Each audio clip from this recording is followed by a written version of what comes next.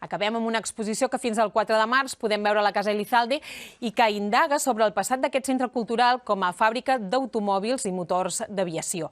La mostra se centra en la figura de la Carme Biada, que després de la mort del seu marit va haver de dirigir aquesta important empresa en una època gens fàcil. Històries inacabades, esquinçades, són les que representen aquestes 480 imatges provinents d'un arxiu familiar anònim que l'artista Katy Riquelme ha relacionat amb diferents olors. Un aroma con olor a menta, te lleva como al campo. Hay olores que ya no son tan dulces o tan frescos.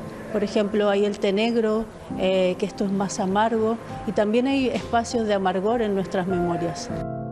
Les fotografies són coetànies a Carme Biada. També Caterina Ache s'inspira en la que va ser presidenta de la fàbrica Elizalde, que primer es va dedicar a l'automoció i més tard a motors d'aviació. Trabajamos con redescubriendo el entorno, usando la memoria histórica y utilizando las flores como eje central. Nos inspiramos en la historia de este lugar mismo, en la figura de Carme Biada. Su personaje es muy inspirador y quería ponerme en su lugar. Por ejemplo, el libro para mí es algo sobre su vida sentimental. La mostra s'estén també fins al Mercat de la Concepció, on es pot veure una de les construccions florals inspirades en la personalitat d'aquesta dona de l'Eixample, tan rellevant com alhora desconeguda.